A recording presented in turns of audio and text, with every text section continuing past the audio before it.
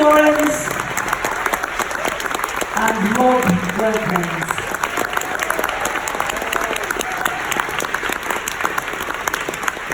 Congratulations, everyone. Cheers. Rob, I'm going to start with you at the end, if that's all right. I made my way back along. Thank you.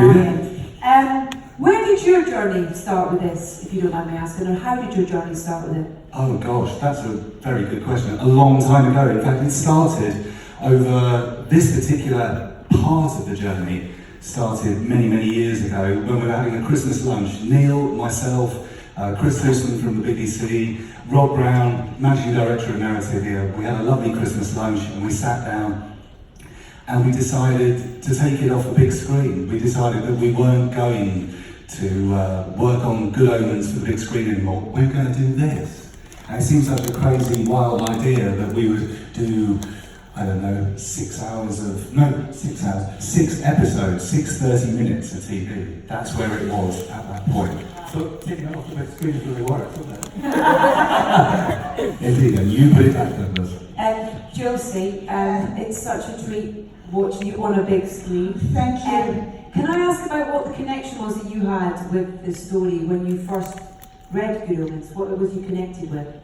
When I first read it? Yeah. Well, the strength of Agnes Nutter for a start. I mean, she's an amazing woman. I would so like to be like her.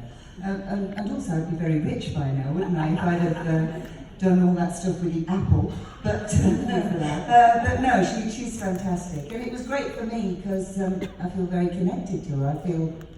I feel nobody else is allowed to be her anymore apart from me. I agree.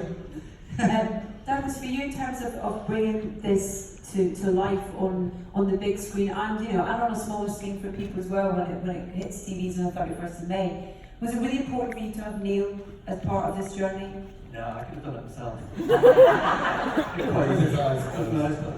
No, of course it was, and it's been one of the great collaborations of my career to work with him. It's been a privilege to work with such an amazing storyteller, and it's just been a treat all the way through. Hard work, but a treat. It's so lush and grand and beautiful and ostentatious and tiny and beautiful as well in places. What was the biggest challenge for you in terms of shooting it and making it all those words? No, I mean we had a very good budget, but we didn't have an unlimited budget. And oddly, the training I got doing shows like Sherlock and Doctor Who sort of came into force all the time with us. And we went and we sort of looked at each about storytelling. And really, that was the challenge was keeping the story true to the book, faithful to the book Terry and Neil wrote, and then the scripts that Neil had written, and just getting the vision out. That's the whole key to it all. If it works, let's do that. Neil, was it easy to make that jump with the story from the book to the screenplay and how those characters would expand and develop as well? It was strangely, I mean, it was definitely the simplest part of the thing. Making it was really hard, but I just sort of was very practical. So I sat down with the novel. The edition I had was 300 pages long, so I put a post-it note in every 50 pages. Decided that was what was happening in all those episodes, then noticed that I didn't have any Crowley or Aziraphale in the third chunk. They just weren't in there. So I thought, right, well, I will write a mini-movie then, showing the story of Crowley and Aziraphale over the last 6,000 years, and that'll be the first half of episode 3.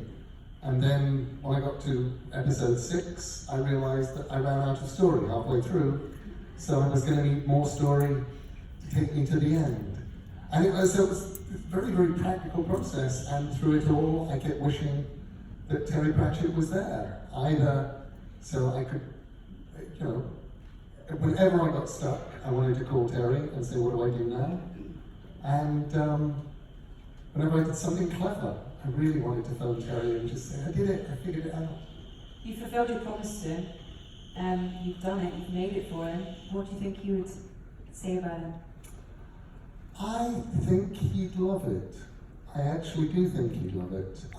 But I also think, being Terry, he would have, if he was still alive, he would have little things that he'd want to do, or suggestions, or line edits, or whatever, by the end of which it will be 17% funnier. Andrea, can I ask you about your character in terms of, because she's a real pivotal character throughout the whole kind of narrative of this story, and I wanted to get your thoughts on what you see as her role being as part of this story. I think she kind of grounds it in a way. I was talking about that. She kind of grounds it. You have all these really interesting and almost like statement characters. And Anathema's a little bit of everything, but essentially she's like a whole, like Zerfel says, she's a whole lot of love. And she kind of grounds it, it makes it a little bit more realistic in my perspective, I think. John, you were very happy when you heard that your character was going to be developed in a bigger way than he's represented in the books. What were your hopes for how that would be? Mostly just more lines, because I don't have any in the novel. So more is better, I tend to think. I was very pleased that Neil himself would be doing the adaptation, because it made sense to me that this person who is a figure in the narrative, in the mythology, was probably considered to be in a version of the original story, and then for whatever reason got cut for time, so to speak, which used to be my lot in life. Was that it was we're going to cut you out of the movie. You're just too good. But it was pleasant. It was actually a really an honor in many ways to be asked to be this sort of new addition to the story that obviously has been such a favorite worldwide, and to be able to kind of have one of the co-creators be able to guide the process. So it was tremendously exciting, and I think it really works. In the sizzle there, we get a little snippet of a wonderful scene with Magic Tracy that's coming up. I think it's episode 4 with the seance scene, which is, oh my god, it's so good. I can't wait for you guys to see it. In terms of bringing, your thoughts to a scene and how you see that character play that scene, was it a real collaborative process? Because that just looked like so much fun to explore, really. Yeah, it was fun, and you just got a day. So, you better get on with it, kind of thing. But the thing is not to panic, and I just felt very relaxed because we're incredibly... Somebody's coming through. Terry.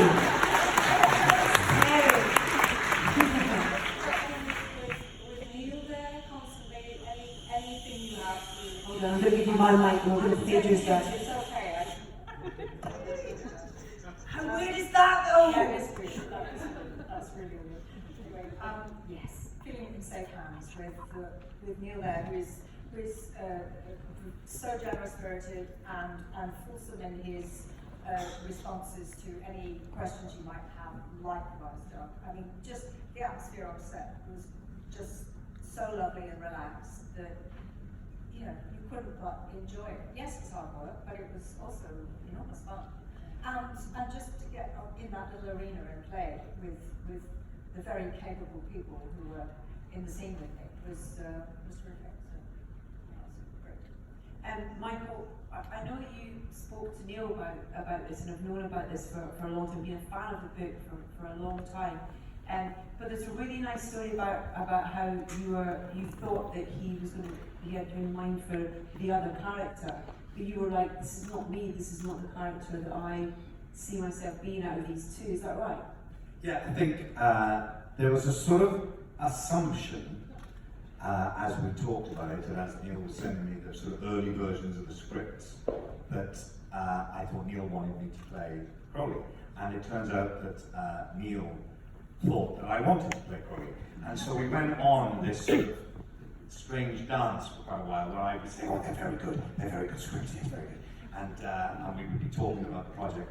And I couldn't quite get up the guts to say, I don't want to play Crowley. I don't think I'd be good enough to play Crowley. And Neil was sort of thinking he wanted to say to me, I don't want you to play Aziraphale. And then there was an awkward dinner where finally Neil kind of said, look, Michael, what about Aziraphale? I was like, oh, thank God, yes. Oh, yes, please. And, you know, I just, as I was reading the script, that was the character that I just sort of resonated for me. And then he said, I want David Tennant to play Crowley. And I thought, well, that is perfect. And it all sort of clicked into place. Neil, did you have specific actors in mind when you were sitting writing that screen version? Mostly no, but I very rapidly decided that I wanted Michael as my Aziraphale. Michael had been sort of a friend of the project since basically literally the beginning. When Terry Gilliam told me, he was actually the first person to say, you have to do this for TV. The world of television has changed, and this is now Good Omens as television. Michael was at that lunch, and we were both going, that's very clever. You are very wise, Terry Gilliam. But I knew I wanted Michael, but I only discovered that I wanted David halfway through writing episode 3. There is a scene, for those who have seen it, where we're in a church, and Aziraphale needs rescuing. And Crowley comes down the aisle of the church, and being a demon, he's just going, ow, ow, ow, ow, bouncing from foot to foot and doing this little dance, and he says, you know, consecrated ground is like being on the beach on a hot day.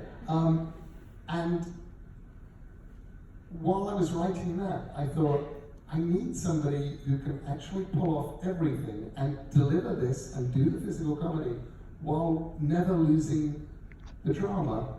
And suddenly David, I thought I can imagine David Tennant doing that, and I can't imagine anybody else doing that. And that basically was the moment, although David didn't know it, when he got the part. Amazing. Did you take much persuasion? Not really, no. Oh, not you too. How's that? That's better. No, because I didn't know all this was taking away, of course. I didn't know Neil. I knew Michael a little, and I knew Douglas, but I didn't know they were all working on this wonderful thing. And this email just arrived with this extraordinary script with Neil Gaiman's name on the front. Michael was attached, Douglas was directing. I thought I got somebody else's email. It all felt too good to be true. So I didn't take a lot of persuading. No, not really. I mean, it would it? But it feels though as well in terms of, you know, these characters are written on the page, but to bring them to life and to really kind of, you know, give them emotion and blood and responses to each other and to other relationships as well. That's down to you. That's down to how the actors fill those books and fill those characters. And was that a real collaborative process between, you know, yourself and Douglas and Neil about how you would bring both these two characters specifically to life? Absolutely, and the way that Douglas works and the way that Neil works, you never felt like anything was off limits. You were encouraged to bring stuff, safe in the knowledge that Neil and Douglas absolutely knew when to stop and where to begin and what worked and what didn't. But you had this enormous safety net to just have fun with.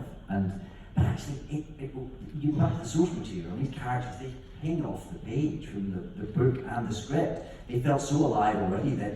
Really, for us, it was just, let's not break it. I just hope now that Neil's going to write you to something else, because I'm sure you agree that the chemistry between the two of you and these characters is just absolutely extraordinary. Thank you so much for your time. You can catch the rest of the episodes, by the way, on Friday, 31st of May on Amazon Prime, so I encourage you to do so because they're very, very good. Thank you so much. Congratulations to you all. Please, a round of applause for our wonderful